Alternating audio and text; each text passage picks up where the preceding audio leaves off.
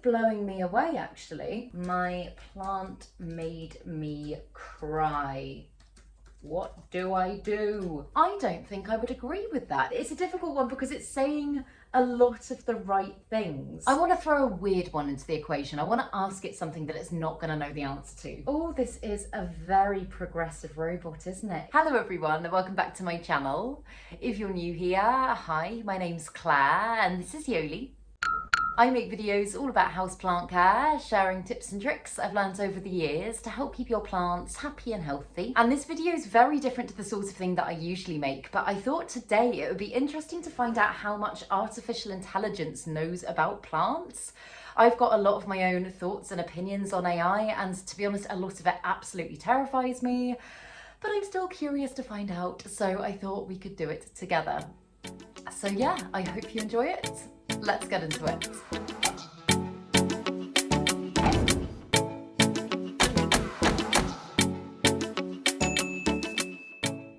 So I've never used any kind of AI chatbot before. To be honest, I've been a little bit reluctant to do so. I know lots of people have kind of been doing like asking AI this or getting AI to create this.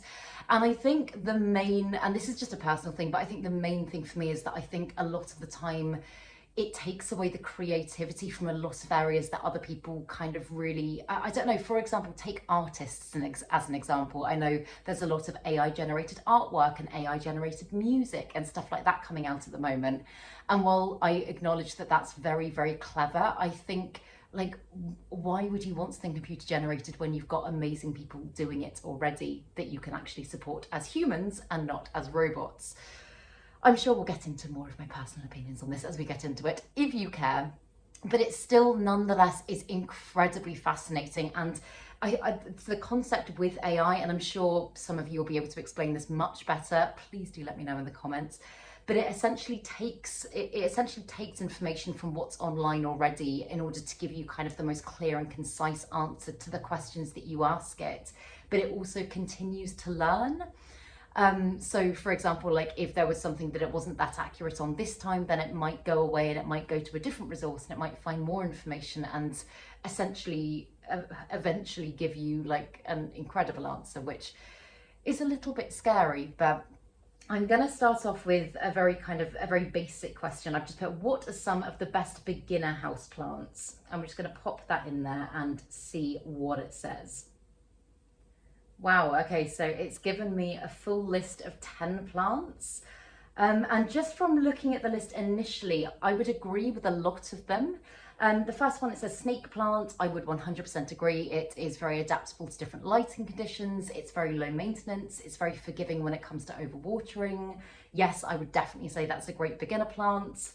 Pothos, again, I think this one, it's on every beginner list. I think it's a great beginner one. It grows very quickly, again, very adaptable to different conditions. If you're wanting to try out propagating for the first time and stuff like that, then it's great because it's fairly easy to get those things right. ZZ plant, again, yes, agree.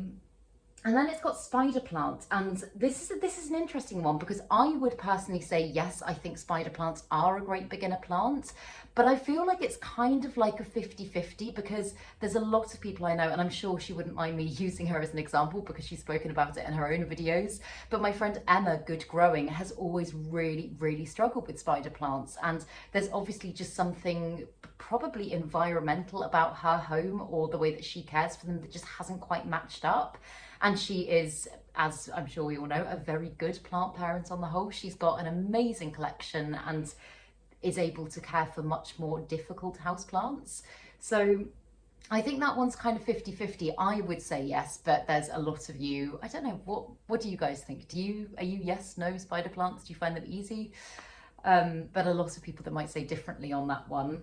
And then the peace lily, yes, again, I think on the whole, that one probably is a good beginner plant. Oh, and then it's got aloe vera. I don't think I would agree with that. It took me years to get used to aloe vera. I can see why it's on the list. I think because it typically is a very low maintenance plant, it probably is considered a good beginner plant because you don't have to do a lot to it. But I think if you are a first time plant parent and you're wanting to get into houseplants, a lot of the time you really want to be caring for your plants. And this one is potentially the most susceptible plant to overwatering that I think I own. So yeah, I probably would say, although it's very low maintenance, and if you're the sort of person that just wants something to kind of sit there and look pretty in your house without having to do much too, then yes. But otherwise, steer clear until you've got a few more to look after, because otherwise you'll likely love it too much and kill it. And then Chinese evergreen, aglaonema. Yes, I made a video on this recently. I think it is the most fabulous beginner plant. I would 100% agree. And then rubber plants, ficus. Again, this is a tricky one. I can very much see, again, why it's on the list. All of these plants have got little descriptions next to them, and this one just says rubber plants have large glossy leaves and can adapt to different lighting conditions. They require moderate watering and will grow well with a little care. I think it means with little care.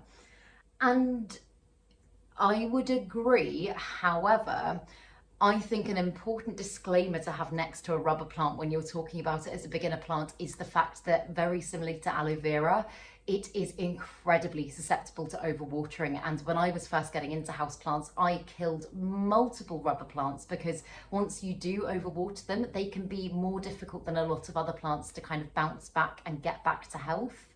So in theory, yes, again, I see why it's on the list, but I don't know if it should be on there without that disclaimer personally. But again, like I say, with AI, like it could, this chatbot, I'm using chatgpt, that one could go away and it could learn about that, and then it could come back and it could tell you that next time. So it's clever, but it's just, I don't know, I really don't know how I feel about it.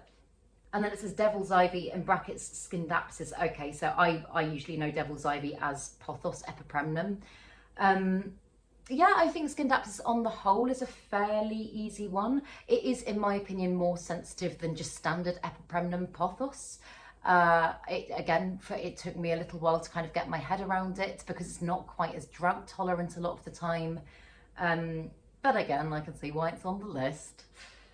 And then jade plant, again, this is number 10. Jade plant, again, yes, I can see why it's on the list, but similarly to what I said about aloe vera, putting any cacti or succulent onto this list, I think is risky because it has barely no care needs, which might make it sound amazing for beginners, but it does mean that you're gonna have to take a step back and not love it too much. So yeah, but on the whole, I think that's a fairly good list. I think, yeah, those are a lot of the plants that I would probably suggest if somebody asked me. So let's ask it another question. Let's get a bit more specific. I'm going to say, why does my calathea have brown tips? Okay, so it's essentially given every single reason why this could be happening, which I guess is what I asked, so I can't complain about that. But just having a look through, so again, it's given me eight different reasons. It says inadequate humidity, overwatering or underwatering, water quality, direct sunlight, temperature fluctuations, nutrient imbalance, root bound or pest infestations. And yes, I would agree with all of these, and I think if you're just wanting to go through a process of elimination, then something like using a list like this is probably quite a good way to do things. If you literally just kind of want to go through and say like, right, I want to make sure it's not the humidity levels, let's check the humidity levels, cool, tick. But I think the difference between asking a robot and asking a person, that, like, for example, if you were to ask, I'm not saying I'm a calathea expert, but if you were to ask me, I'd probably say, okay, well, let's look at what might have changed in your home recently. Like, how long have you had the plant? If you've had this calathea for a year, for example, and things have just started to happen, have you changed anything with your watering? Have you recently repotted? Have you been opening your windows more? Like, what's the weather doing at the moment? I'd probably go through the same process of elimination, but I'd do it in a way that might, I don't know, that maybe would be a little bit more practical and not so, I want to say, formal. Like, if I'm looking at one of my plants and I can see something going wrong, I won't go through the list of everything because I'll usually know that there's some things that won't be causing it. Like, for example, if humidity levels have been stable, I won't go away and reevaluate my humidity levels. I'll just kind of, I don't know, it's more intuitive when you can actually see it. So yeah, it's a difficult one because it's saying a lot of the right things, but I think sometimes the issue could be, I don't know, it's often more obvious than you think it is. I don't know if this is just me being really skeptical because I'm not a massive fan of the AI chat thing. It is very clever and it has covered some very good points, to be honest, and I don't know if I expected it to cover all of these points.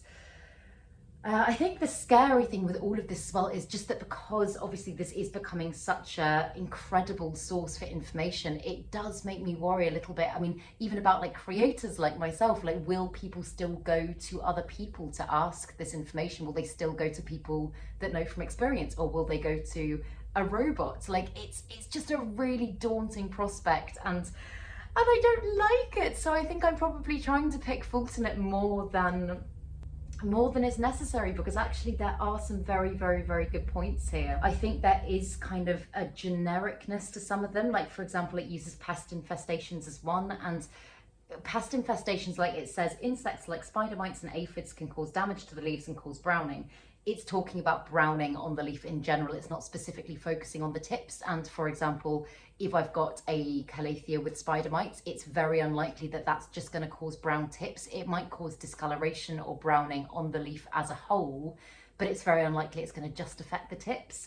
And the same when it comes to, it says nutrient imbalance, it says improper fertilization. And again, for me, things like fertilizer burn never just affect the tips of the plant. They tend to kind of come in patches across the entirety of the plant, or on like big patches on the leaves. So it's not as specific as it could be, but bearing in mind that it is still learning, I think it's pretty good.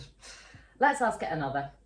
Let's ask, how do you get rid of fungus gnats in houseplant soil? This is kind of blowing me away, actually, because I very much thought that, I don't know what my thoughts were, but I very much kind of expected it to say something like a chemical rinse or a hydrogen peroxide treatment, or something that, I don't know, it maybe isn't quite as in depth, but it says let the soil dry out. Like, yes, I know this is a short-term fix, but sometimes overwatering and kind of damp soil as a whole can lead to fungus gnats because it essentially creates a breeding ground for them. Water management, it talks about bottom watering, and I know I've got kind of weird opinions on bottom watering long term, but yes, it can be a solution. Yellow sticky traps, yes, I absolutely use them myself. Neem oil can be used. It's not my go-to, but it absolutely can be an option. It is a natural option as well. And then points 5 and 6 are diatomaceous earth and beneficial nematodes. And these are the two that I would say, I mean, for me, have been like the best thing in the world. I use nematodes, I mean, on a very regular basis to make sure that I don't have regular fungus gnat infestations. And I'm really impressed that those two things are on the list, because they're maybe not as well known as some of the others. Prune and clean, removing any decaying matter from the soil. I mean, yes, I would agree with this. I think if you've had a massive fungus gnat infestation, the best thing probably is to completely change out the soil or substrate. Repotting, avoiding over-fertilization, improving air circulation. Yeah, all of these are very, very valid, I think. I mean, another thing that I would add to that is changing up into something like semi-hydro, changing your substrate, because using something like Lechuza Pon, or what I'm currently using is Soil Ninja semi-hydro equivalent, it basically means that there is no breeding ground for fungus gnats to be able to go in there and lay their eggs. So that can just be a great way to not only keep your plant care a lot lower maintenance, is that the best way of saying it? Make your plant care lower maintenance, but also decrease the risk of things like fungus gnats. So that's definitely something that could be on the list, but I don't disagree with anything else on there, I don't think. Okay, let's go in with another question. This will be interesting because this is more specific. Let's say, how do you hand pollinate an Anthurium at home? Because I know this is something that isn't a huge amount of information on. Right, okay, again, it has given a fairly thorough description. It says materials needed: Anthurium plants, 2 different varieties for cross-pollination if possible. Yes, you do need 2 plants. However, you don't have to have them you don't have to have one actively producing pollen at that time. You can also have pollen stored, which is something that I do because it's quite rare that you'll have several anthuriums throwing off inflorescences at the same time. So storing pollen is definitely something that they could have said. Then it says small fine paintbrush or cotton swabs, paper towel or tissues, labels and marker, which is optional for tracking pollination. And then it says selecting the plants: choose 2 anthurium plants that are in bloom and have mature spathes. Ideally select 2 different varieties to achieve cross-pollination, which can result in stronger genetic diversity. That's a very good point. I mean, obviously it's probably important to say as well that not all anthuriums can be hybridized. It's not always possible to create hybrids from just like 2 random anthuriums. But yes, on the whole, when you do cross-pollinate and create a hybrid plant, often that is gonna, I mean, yes, have stronger genetic diversity, as it said, but also it's just gonna have stronger resilience to lots of things like pests and disease and stuff like that. And it's just a really fun thing to do. So it's pretty cool they talk about cross-pollination as well. The one thing that I'm looking at here that it doesn't seem to cover, it does say pollination is most effective when the spathe is partially opened and the spadix is producing pollen. But it doesn't seem to talk about the male and female stage. I'm just having a scan through because that is potentially the most important thing to take into consideration when you are dealing with anthurium pollination. You want to deal with one that, I mean, say you've stored pollen or you've got one that's currently in the male phase and it's producing pollen. You want to be taking that pollen and putting it onto the spadix of the female stage plant when it's receptive and it's got stigmatic fluid on it, and that is going to be the best way that you can achieve pollination. It doesn't always have to be producing stigmatic fluid, except it is going to make it a lot more likely to succeed. It says at the end, observe the pollinated flowers over the coming weeks to see if successful pollination results in the development of seeds. Weeks, honestly, it took me 9 months to pollinate my Anthurium clarinervium. It was such a long process. And this is definitely not the most kind of in-depth, thorough breakdown that I've seen online of people kind of talking about this sort of thing, but I don't think it's bad. I really don't think it's bad. I did not think that it would be as detailed as this, and although this isn't what I would recommend as like a go-to breakdown for anthurium pollination, I think you could just about get there from using this as a guide. So yeah, I want to throw a weird one into the equation. I want to ask it something that it's not going to know the answer to. Let's go in with a more mental health focused one. Let's say plant care is getting me down. How do I deal with plant burnout? This will be interesting. Oh, this is a very progressive robot, isn't it? It's got some really, really good answers. It says, I'll put all the breakdowns on the screen so that you can see them individually, but it says, assess your commitment, reflect on whether you might have taken on too many plants or overly complex ones. It's okay to scale back if you find that your plant collection has become overwhelming. Yes, I totally agree. This is something that I say all the time. I know we never want to get rid of plants or feel like we've kind of given up, but it's definitely not giving up. You can always come back to them at a later time. You can temporarily pass them on to another home just so that things feel a little bit more manageable. I've done it myself in the past. I know lots of other plant parents that have. Create a realistic routine. Learn about your plants. Group plants with similar needs together. Delegate tasks. Take breaks. Oh, I like this one. Focus on progress, not perfection. Remember that gardening is a learning process. Mistakes and setbacks are opportunities to learn and grow as a plant parent. Celebrate your successes and don't dwell on minor setbacks. I know that obviously this is information that it's taken from multiple different resources, but that's a really, it's kind of like an emotionally sensitive answer that I don't know why I imagine this to be so tick boxy and so like, well, get rid of your plants then, or get over it. Or like, I know it wouldn't say that, but that it kind of feels like you're talking with a person with these answers, which is really scary, but it's yeah, it's good advice. Incorporate low maintenance plants, reorganize your space. This is definitely something that I do when I'm struggling with plant burnout. Sometimes I like to have a reorganize and kind of look at everything and reposition everything. I think that's very good advice. Connect with fellow plant enthusiasts. Join online plant communities or local gardening clubs to connect with others who share your passion. Sharing experiences and advice can reinvigorate your interest. Yes, I like could not agree with this more. I think talking to other people, not just about your collections and like sharing fun pictures of your plants and stuff like that is a great idea, but also opening up about things like plant burnout and about the days where you are finding it overwhelming or things are just feeling a little bit too much or suddenly everything's going downhill. I think having those people around is, oh, also my little crystal in the window has just had the sunshine through it and I'm going all rainbowy. But yeah, it's a really, really, really good idea. And I think if you currently don't feel like you're kind of part of the plant community as much as you'd like to be, then just start just connecting with people more. I mean, Instagram, Facebook, I know like if you're like me and you don't particularly like social media, it can be a little bit like, ugh, but they are such a fantastic place to meet and connect with so many people. I've made countless amazing friends through the plant community, and not just through doing YouTube, just literally kind of like chatting, like sometimes even on my personal account and like talking to people about stuff like that. And it's just been wonderful. And I have made so many people that I genuinely can call like amazing friends through doing that. And it helps you to feel supported. So yeah, I was going to say, like, if anybody wants to kind of connect with other people, drop a comment down below and look out for comments down below and just start chatting. It's in general such a supportive community, and it can be really nice to know that you're not going through things alone. So yeah, I agree.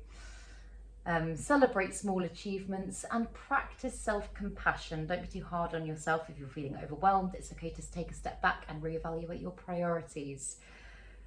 Oh, and I like what it says at the end as well. It says, remember, plant care is meant to be a joyful and rewarding hobby. If you find that it's causing you stress or unhappiness, it's okay to make changes to your approach. The goal is to find a balance that works for you and allows you to enjoy the beauty of your plants without feeling overwhelmed. Yeah, I think that's kind of nail on the head, really. I know it hasn't come from an actual person, but that does feel like a very personal and, I don't know, just sensitive response to something that I know it would be very easy for a lot of non-humans to potentially just brush off, because plant burnout is absolutely a real thing and it's something that we all deal with.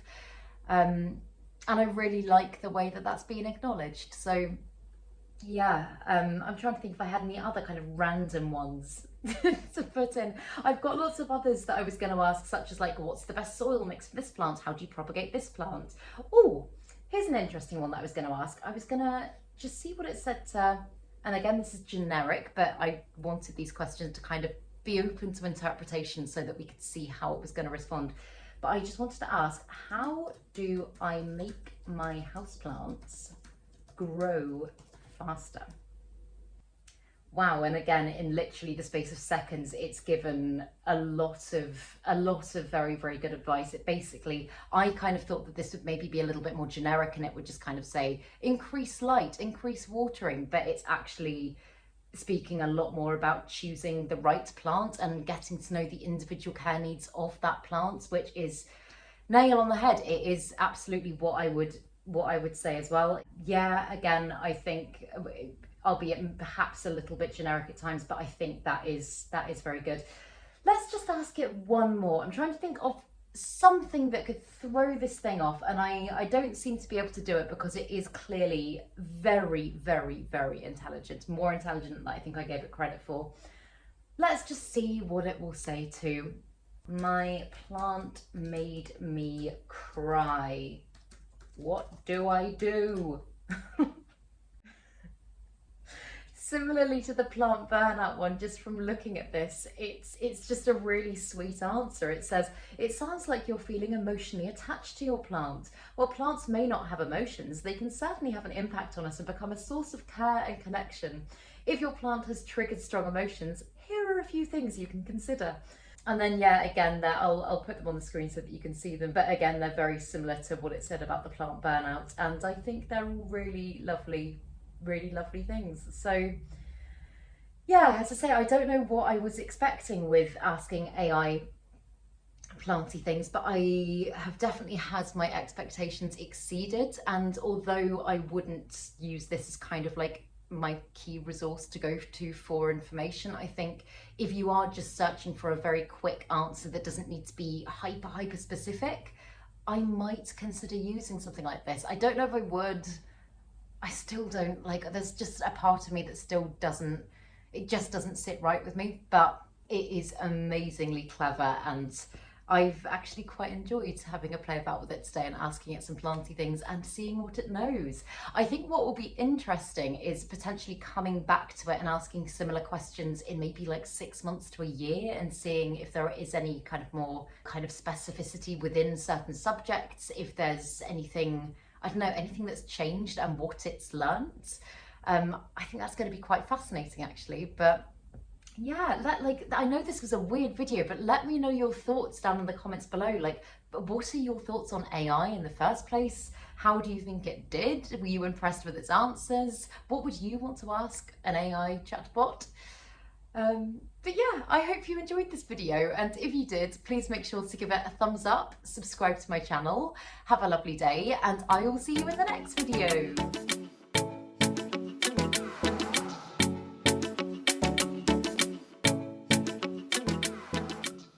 Stay sexy, plant lovers.